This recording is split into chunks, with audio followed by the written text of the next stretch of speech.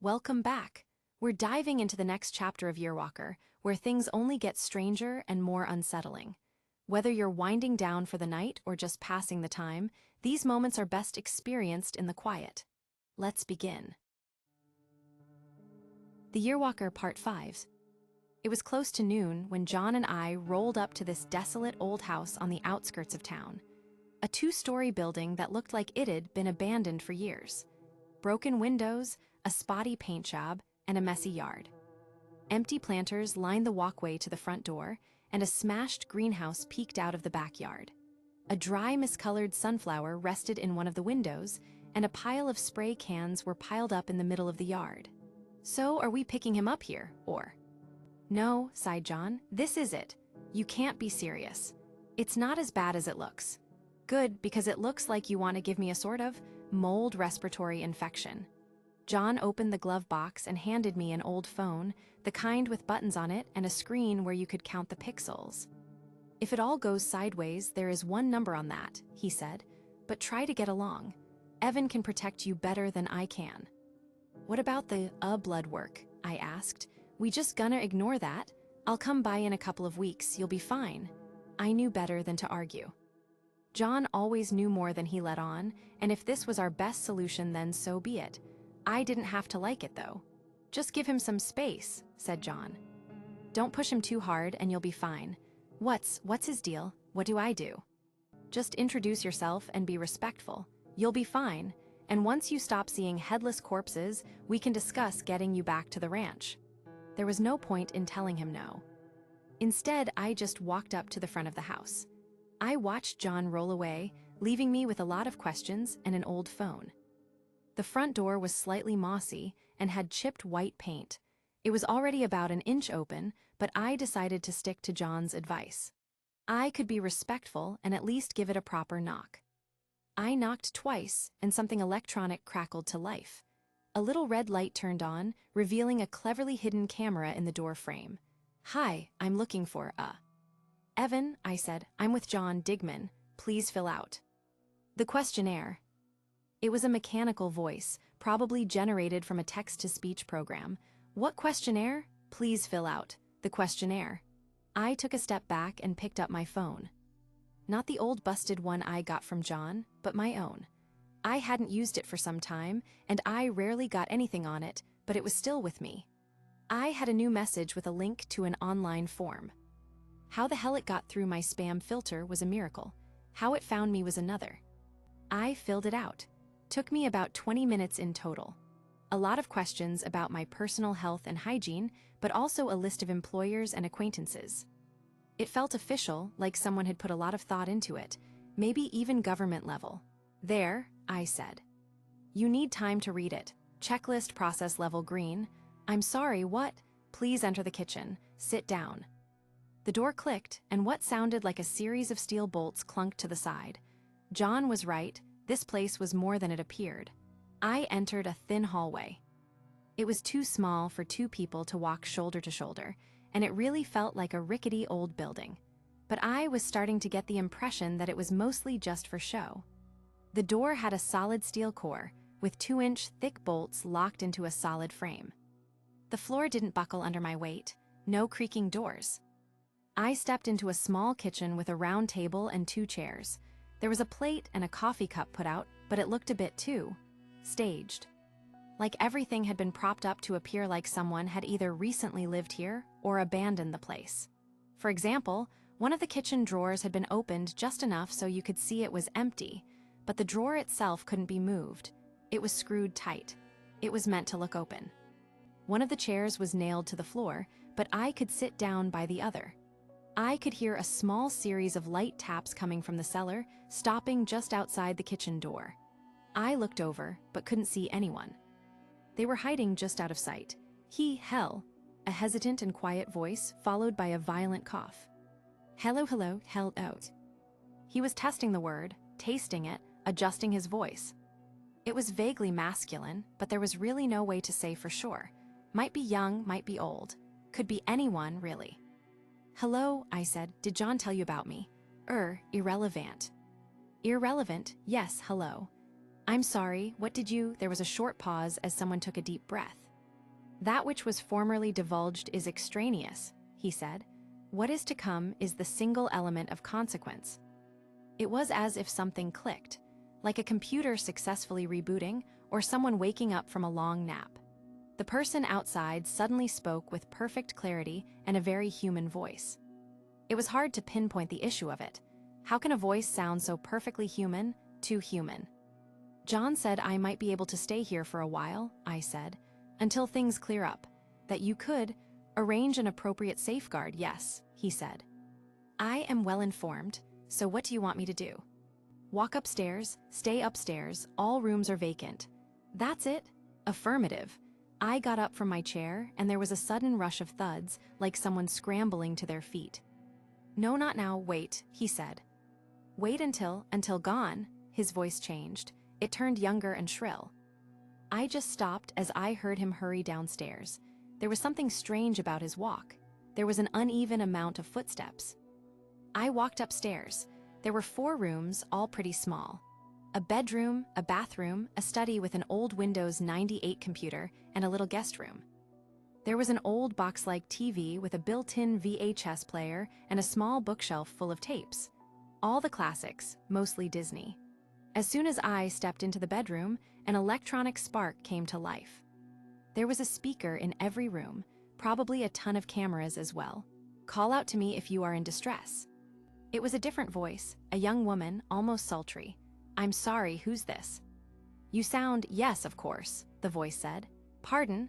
There was a short pause, then the voice returned, this time with the same tone it had used in the kitchen. My name is Evan. I live here. I do not like meeting new people. Thanks for having me, Evan. Let me know if there's anything I can do. Anything you can do. Yes, well, to help out. Around the house, I said. Just staying here feels a bit moochy. Will you provide me with samples? Excuse me, do I have permission to collect samples? What do you mean, samples? Will it hurt? It will not hurt. Then, sure, least I can do. There was a short squealing sound, which was cut off as a finger was lifted off the broadcast button. Seconds later, Evan came back, this time with a slightly older, more composed voice. This pleases me. That was my first day staying with Evan. It was surprisingly comfortable, even if Evan freaked me out at times. The house was just meant to look old from the outside, but the furniture was sturdy and brand new.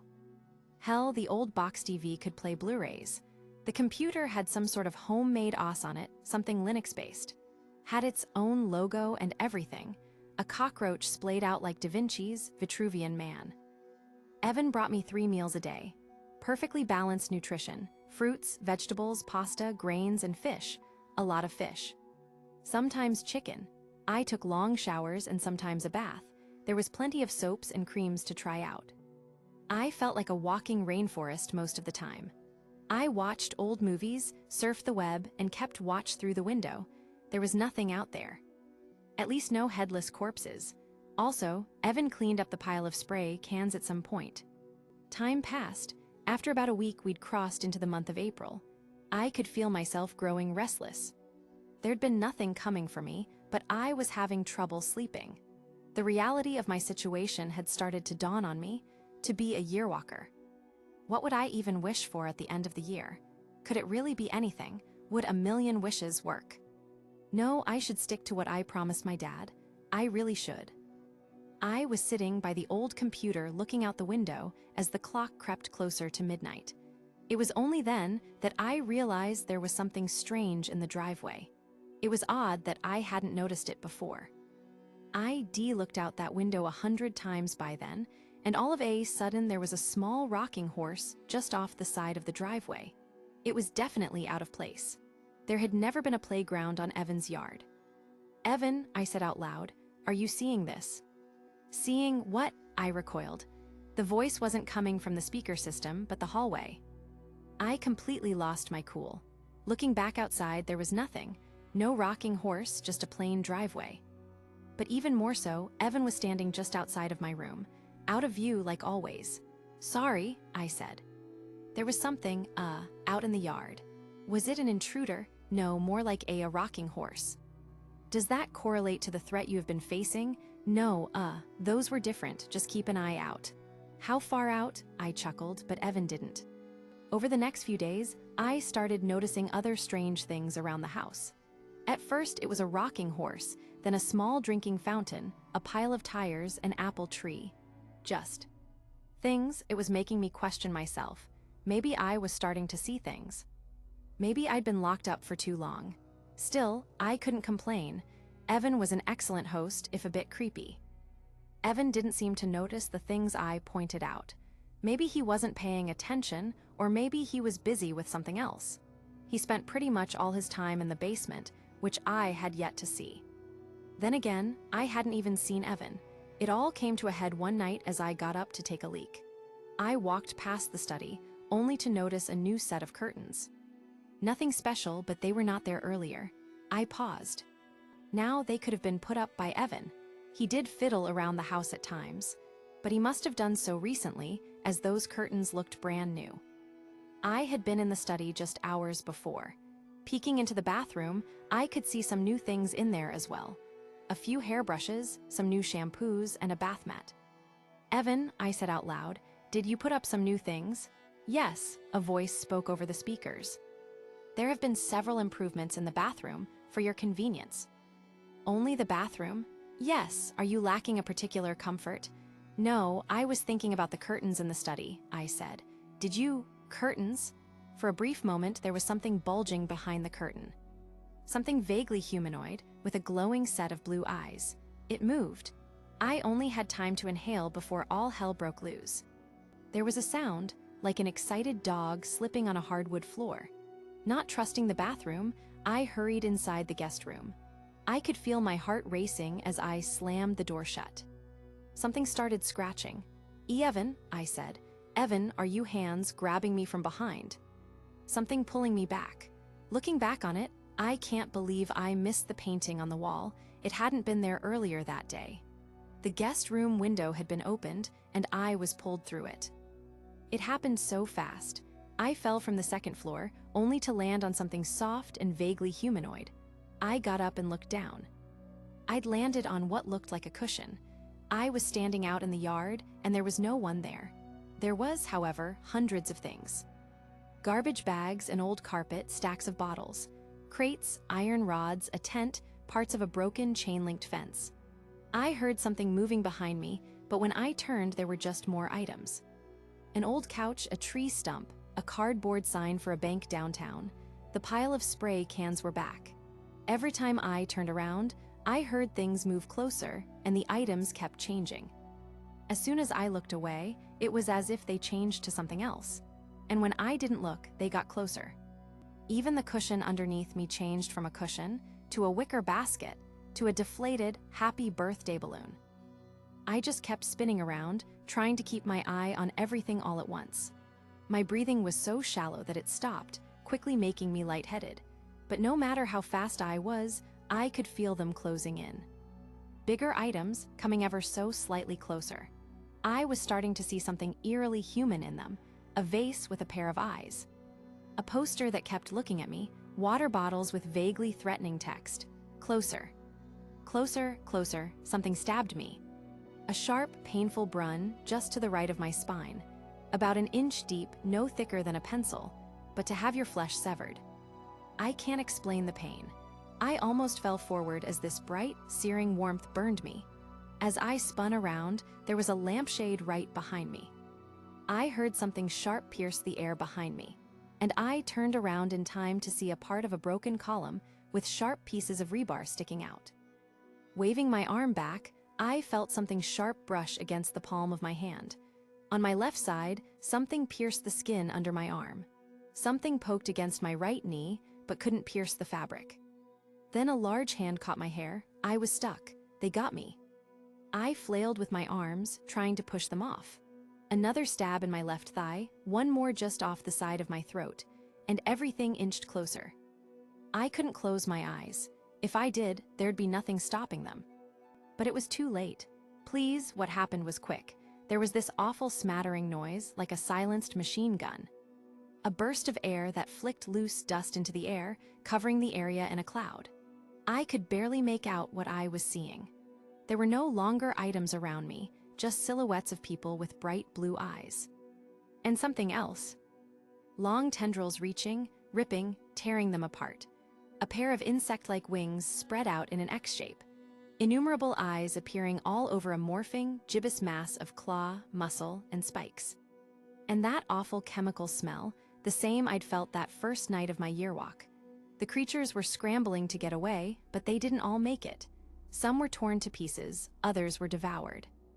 Bones snapped to the rhythm of death squeals. Finally, something let go of my hair, leaving only a severed hand behind. I curled up on the driveway. I covered my head and tried to drown out the screams. So many screams. Suddenly, it was all quiet, all except for a heavy breathing. Half a dozen mouths panting for air all at once. "DONOTLOOK," it said, voices speaking in unison. "DONOTLOOKATME." I stayed down, shielding myself. I could feel my clothes soaking with blood, and not all of it was my own. Can you walk?" Evan asked, finding his voice again. "Why, yeah," I wheezed. I'm bleeding." "I know." I looked up, only to see a perfectly normal person. An average adult male with short brown hair, black clothes, and brown eyes. Just like his voice, it was just slightly too human. Then he twitched. It was just for a second, but I could see his clothes moving. I realized he'd wrapped himself in sort of hairy membrane. These weren't clothes. That wasn't even a head, it was all just mimicry. "Don't look," he roared, without opening his mouth. I closed my eyes as he carried me back inside. He helped me get back to bed. I promised to keep my eyes closed, and he sat down to help bandage my wounds. I needed stitches. What was that?" I asked. "Pure bloods," he answered. "Difficult things. I've never seen anything like it." "Yes, you have," he added. "You have seen them but not noticed them." While he stitched up the wound on my back, I tried to fill the silence. "You know what they are?" "Yes," Evan said. "We are similar." "You're like them. Half." He put medical tape over the wound and started working on the spot under my arm. "Evan, do you know why they're attacking me?" I asked. "Yes, but you're not attacking." I considered it. He didn't miss a beat. I almost swallowed my heart, but he didn't seem the least bit bothered. "I'm glad you didn't." "Yes." Evan finished my stitches and walked out of the room. He was quick on his feet. Then again, he seemed to have more than 2 feet. As he got out of the room, I hurried to ask, "Evan, why are you helping me? What are you getting out of this?" There was a short pause as he considered his response. There were a few insect-like clicks as something tapped against the wall. I had a strange dad too. The Yearwalker Part 6. After that first tangle with the strange item, my time at Evan's place went pretty smooth. I stayed there all throughout April. John came by to double-check my blood values at one point, and I was eventually allowed to roam free throughout most of the house, except for the basement. Later on, as we grew more confident that there were no immediate threats, we agreed that it was okay for me to leave the house every now and then. We had a few security checks, like a check-in and check-out, but I didn't have to use it. Going for a walk or getting a hot dog is usually not that dangerous. Minnesota spring was on the cusp of turning into Minnesota summer. Trees were coming alive, grass was turning green, and I could see various plant life come to life all throughout the town. It seemed to be a bit of a special occasion as people started putting up vases and pots, preparing for the summer seeds to grow. There was this one local song that half of all people seemed to whistle, but I can't put my finger on what it was or what the lyrics were. They were jolly and rhymed. "Me and you, blue, true," something like that. About week into May, as I came back to Evan's place, I could hear him rustling around the kitchen. It was almost dark out, and he never left the basement in the daylight. Since the night where I'd been pulled through a window, I hadn't seen him out in the open. He was a bit more welcoming, though, and he didn't mind speaking to me in person. He still had trouble sticking to one voice, though. Either way, I stopped just short of the kitchen to give him time to retreat to his basement. This time, he didn't. "You can come in," he said, this time in a feminine voice. "Just don't look at me." "All right." I sat down by the kitchen table with my back turned. Evan was going through the various pots and pans looking for something. "You need any help?" I asked. "No," he answered, this time with the voice of a child. "I'm fine." He shut a drawer with a frustrated sigh and leaned back.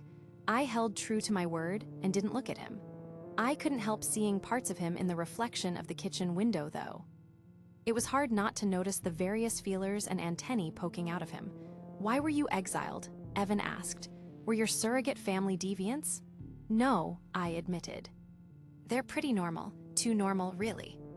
"I don't understand," Evan said, now changing to the voice of an old man. "How can one be too normal and/or average?" "Well, they represent a demographic that doesn't respond well to change." "Change?" he asked. "What change?" "Nothing, really." "Their perception of me, I guess. I discovered a part of me that they refused to accept." Evan pondered it for a moment before he stepped up behind me. There was a comforting tap on my shoulder with cactus-like hairs burning my neck. "Deeply unpleasant." "Change is always reductive to the stone," he said. "It makes mountains into boulders, boulders into rocks, rocks into gravel, gravel into sand, but to water, change can make it tough as ice." "Very insightful," I smiled. "You read that online?" "No," he scoffed. "Books." The next morning, I woke up just past 10 a.m. This was alarming for a number of reasons. First off, Evan always woke me up early in the morning. Secondly, he always offered me some kind of breakfast. Today, he'd done neither. I got dressed and hurried out of bed. "Evan," I called out. "Evan, you there?" No response. Not in person, not through the many speakers he'd placed throughout the house. It was eerily quiet. He wasn't downstairs, and he wasn't outside.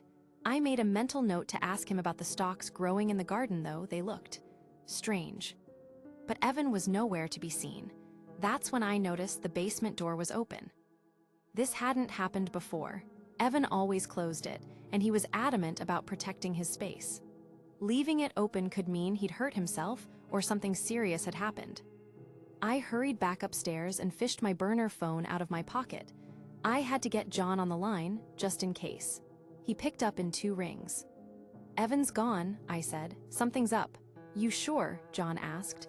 "You sure he isn't hiding?" "He left his basement unlocked." There was a short pause. I could hear my pulse rising.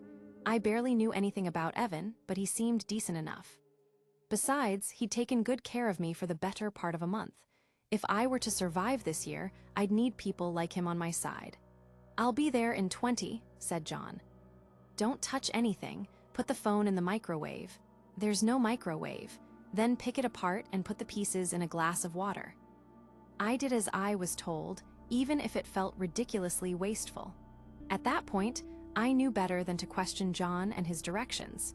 He knew this world better than I did. Waiting for John to come over, I walked around the ground floor of the house. I couldn't help myself peeking into the basement. I could hear whirring machinery and see the edge of a stinging fluorescent light. It reminded me of John's workshop. Maybe the two had something in common. "Evan," I called out, "if you don't want me to come downstairs, you gotta say something." There was no response. He was really gone. I met John outside as he pulled into the driveway. He had this odd black beanie that I hadn't seen before and a different pair of sunglasses than usual. His hair tucked into a short ponytail. Had it always been that long? "Check the door while I'm down there," he said as he walked past me. "Don't want anything closing on us. You're making me a doorstop." A doorstop with a voice and a convenient lubricant. "You mean blood?" "Yes." We walked back inside, and John headed straight for the basement. I stayed upstairs, checking the door. A few minutes passed, then there was a clicking noise. A little LED light in the doorway turned green. "It's fine, you can come down," John called. "Watch your step." Just a few steps down, and I was struck by this awful cold. I could see my breath before I even got halfway down the stairs. Whatever was down, there had to drain an enormous amount of power to keep things this cold. I'll never forget the first time I saw Evan's basement. Bright white rubber floors, gray concrete walls, and a blinding amount of overhead lights. About 75% of the floor space was covered with 3-inch thick cables, running in and out of strange machines. Some of the stuff looked to be from the late 70s, while other machines seemed to be cobbled up from homemade parts and refuse. It was this absurd combination of military-grade Black Ops Roswell tech and, well, high school science project crap. And screens. Screens goddamn everywhere, with a clear space for someone to be standing in the middle of the room. Someone who could reach and use at least 8 different keyboards at once. And at the very end of the room, there was a mirror with an ornate and beautiful gold-colored frame. It was perfectly round and at least 5 feet in diameter. It was clearly important enough to be placed in the middle of the furthest wall, in clear sight. A dozen of the thick cables were plugged into it, and it gave off a light hum. John just looked at me with a defeated shrug. I think I found the issue. I walked up to the mirror. I could see the bright room reflected at me, and there was a slight vibration to the surface. Made me want to touch it, but I restrained myself. Mind telling me what's happening? I asked. In a way that I can understand, sure. He walked up to the various screens and started to check sets of measurements, calculations, and data storage. I could tell most of it was green, which had to be good. When you're viewing a reflection of yourself, you're technically functioning on half a mind, he said. For a brief moment, you exist simultaneously in 2 opposites, and your thoughts are shared within the space of 2 reflected copies. Technically, that leaves both you and the other you with half an open, albeit synchronized, mind. Wait, so it's... You mean to say that it's not just an image? Of course it is, he smiled. Who said images can't think? Anyway, it's similar to what happens when you sleep. You become susceptible. That wouldn't work on Evan, though, or me. John got to a 3rd screen. A blinking orange prompt came to life on an old black console window. But there is a loss, John continued. Kind of like when you use a credit card, there is a bit of capacity peeled off. That's why people who spend a lot of time looking into mirrors can seem a bit distant and dumb. They literally lose a tiny bit of capacity. It recovers in time, but so you mean vain people are literally losing brain capacity? Let's boil it down to that, sure. John pointed to the screen as he made a mental note. There's the problem, he said. Someone pulled the plug. What plug? On the other side, Evan put up a turbine to harvest some of the capacity drop-off, near limitless source of energy as long as we keep the scaling low. And someone pulled the plug? Bingo. We just gotta start it up so he can get back out. John tapped away at the keyboard, checked a manual, and entered a command. This ought to do it. He'll be back in a snap. Wait, he's in the mirror. Like father, like son, how else would he set up the turbine? If you're gonna ask questions, keep up with the answers. John smacked enter on the keyboard, and the entire room went dark. The machines died. My eyes completely disoriented me, not knowing what to do with this sudden darkness. All the background noise faded, leaving me with nothing but my breath. I kept as still as possible, trying to hear John. Okay, so that wasn't it, he said. I was relieved to hear something other than myself. John took a few steps, only to stop. You hear that? He said. Sounded like there was a slight tapping noise, like little rocks dropping on the floor. Then, a sudden chill, like a cold wave pushing through the room. John, I whispered. John, are you Hello? An eerily monotone voice, rumbling with an unnatural vibrato, like the hum of a wasp's wings. There was no response. Somewhere in the room, a wrench dropped from a table, like the starting pistol to a race. Run. Like so many times before, I did what John told me. I heard something scrambling to move across the floor to get to him. There was a crunching noise, followed by tearing flesh and a metallic snap. There was a painful screech, like a man stuck in a dying 56K modem. It sent chills up my spine, even more so than the cold wave. But I had to run, so I ran. Up the stairs, through the main hall, out the front door. That's when it hit me that it was still dark, even though I was standing outside. Wasn't it early morning? Looking up, I could see no sun and no stars, just a black canvas. Everything looked a bit different. The grass looked taller and had a blue tint to it. The trees had gray bark with black leaves. There was an oppressive stench of ammonia, and the more I looked, the more unnatural things came into view. A writhing geometric shape in the distance. Clouds slithering like snakes across the sky. Somewhere in the distance, an animal inhaled so sharply that it echoed like a howl. But there were parts of Evan's house and yard still there. The house was largely intact, and I could see the damaged greenhouse in the backyard. There were impressions in the gravel from where John had parked his car. From inside the house, I could hear something scrambling up the basement stairs, stumbling and falling over itself. I hurried into the backyard, slipping on a pitch-black vine as I tried to keep my mouth shut. The ammonia smell was so strong that it burned my eyes. As I blinked, the world changed. One moment, I was back in Evan's bright backyard, and in the next I was hiding around the corner of his dark house. One moment, I could hear something coming for me. The next, there was bird song, sunshine, and fresh grass under my feet. Finally, I just stopped.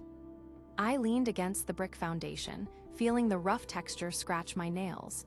Keeping completely still and holding my breath, I managed to stay there in the yard. The chickadees were singing.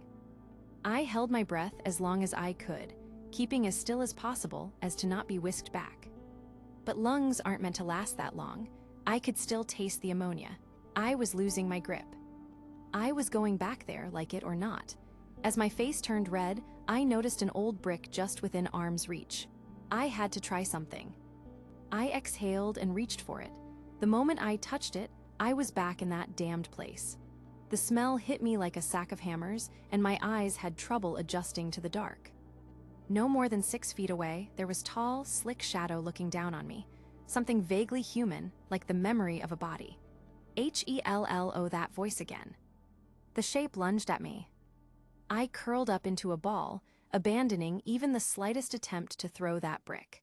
A hand brushed against my neck as the chickadees came back with a song. I could feel the warm sun against my back. Next time I dipped back there, it might catch me. It could rip me apart. What the hell had it done to John? I drew a short breath, moving into the dark just long enough for something sharp to cut my lower lip. I was back under the sun, looking at my blood-smeared hand. I instinctively recoiled back into the dark. My eyes teared from the ammonia as I crawled backwards, seeing an elongated arm strike where I'd been just moments before. I tossed my brick at it, and the shape just swatted it away like it was nothing. It almost seemed insulted, taking a moment just to stare at me. I could see a dark eye moving about its fluid shape, blue teeth hidden behind an impossibly wide mouth slit. I got back on my feet as the sky turned black. It was fast. It was coming for me. I wasn't coming back from the dark this time. I was stuck. It was going to run me down and tear me to pieces. I could feel it. It wanted something I had. It needed, desperately, to kill the Yearwalker. As I rounded the corner of the house and dashed through the front yard, I heard the steps behind me suddenly grind to a halt with a screech. As I turned around, I noticed the darkness flicker in and out. Hot. Cold, bright, dark. That burning ammonia making my nose bleed. Somewhere inside the house, I heard a rattling voice. North, the dark shape scrambled to get back inside the house. Claws ripping into rotting wood, panic screams, a shockwave ruffling the hair on my neck. A painful warmth. Fire, then nothing. I was standing outside in the bright sun of May. And Evan's house was gone. Everything down to the foundation had just been smoothed over, leaving a vacant lot of grass and a broken greenhouse. The grass was singed and ashen, but there was no fire. No smoke, not a trace of what happened in that basement. No sign of Evan or John. At first, I just stood there. I called out to John like a baby bird trying to find its mother. I fell to my knees, brushing my hands through the grass, trying to calm myself, but there was just nothing there. I was on my own, and all I had to go on was north. John had taken the keys to his car along with him, a car that was still in the driveway. For a moment, I just screamed and sunk my fingers into my eyes. And for a brief second, the smell of ammonia whiffed back into my nose. I didn't want to take any more chances. I couldn't stay there. I just ran. I followed a small dirt road north. First I ran, then I jogged. After what felt like hours, I was just dragging my feet along, trying to keep myself upright. I had no food, no water, and no idea where I was going. I could still taste the ammonia. I don't know how long I kept going. The sky started to go dark, and I could almost see the slithering clouds overhead. Was it just night, or was it that other place? I was on my own, and there was no telling what could find me out in the middle of nowhere. Was this even north? By night, it got so dark that I had to use what remained of my phone as a flashlight. My hands were shivering, almost dropping it. Finally, I spotted a wooden sign up ahead. It simply read, St. Gall. That's all for tonight's part of Yearwalker. If you'd like to hear what happens next, make sure to like, subscribe, and turn on notifications. I'll see you soon for the next chapter. Until then, take care and don't wander too far from the light.